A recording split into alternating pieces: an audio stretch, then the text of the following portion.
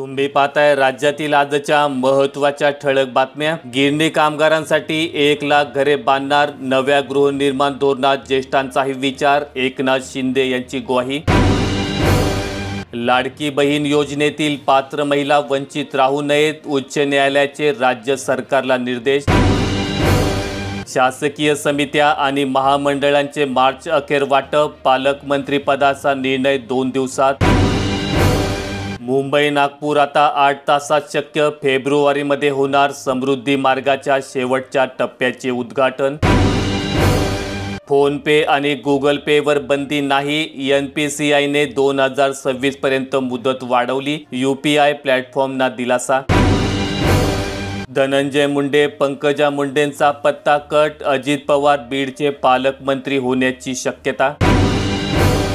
एकत्र येण्याचा निर्णय शरद पवार गटाला घ्यायचा आहे, अजित पवार गटाचे सुनील तटकरे यांचे संकेत। सावधान, नोकरी करणाऱ्यांचे रिक्षा परवाने रद्द होणार, RTOची माहिती, 31 जानेवारीपर्यंत परवाना परत करण्याचे आदेश। CIDचे हात रिकामेच, घुलेसह 3 आरोपी मोकाट, सरपंच हत्या प्रकरण, तपास वर्ग केल्यानंतर एकाही आरोपीला अटक नाही। ठाकरेंच्या मुखपत्रात फडणवीसांचे कौतुक, उद्धव ठाकरेंची आधी भेट आता प्रशंसा, देवा भाऊ असा उल्लेख। वर्धा, यवतमाळ, नांदेड व बीडमधील पिण्याच्या पाण्यात मिसळले विष, भूजलातील नायट्रेटची मात्रा 45 मिलीग्रॅम लिटरपेक्षा जास्त।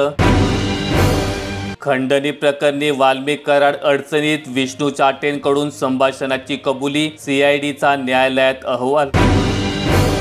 परकीय गुंतवणुकीत महाराष्ट्रच नंबर 1, मुख्यमंत्र्यांनी दिली आकडेवारी, 6 महिन्यातच 95% गुंतवणूक। 18 वर्षांखालील मुलांना सोशल मीडियावर खाते उघडण्यासाठी पालकांची परवानगी लागणार, केंद्र सरकारने डेटा संरक्षण नियमांचा मसुदा जारी केला।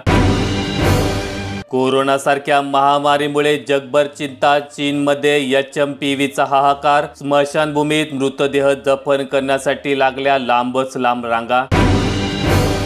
आकाचे पाय आता खोलात, सुरेश धस यांची माहिती, तपास होईपर्यंत धनंजय मुंडेंनी बिनखात्याचे मंत्री राहावे।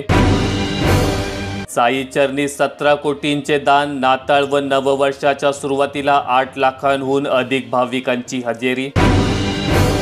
मातोश्रीवर 7 जानेवारीपासून पुन्हा बैठकांचा धडाका, ठाकरेंकडून 20 विधानसभा मतदारसंघाचा आढावा। BCom परीक्षेत 58% विद्यार्थी नापास, मुंबई विद्यापीठाचा 18 दिवसात निकाल। लाडक्या बहिणीवर पहिली कारवाई, 5 महिन्यांचे पैसे सरकार जमा, महायुतीने टेन्शन वाढवलं, अर्जांची करणार पडताळणी। चीनची कुरापत, लडाखचा भाग गिळण्याचा प्रयत्न भारताने सुनावले, तुमच्या चुकीच्या दाव्यांना कोणीही मान्यता देणार नाही, भारताच्या विदेश मंत्रालय प्रवक्त्याने केला कडक शब्दात निषेध। माहिती आवडल्यास व्हिडिओला लाईक करून दररोजच्या बातम्या पाहण्यासाठी चॅनेल सबस्क्राईब करा। धन्यवाद।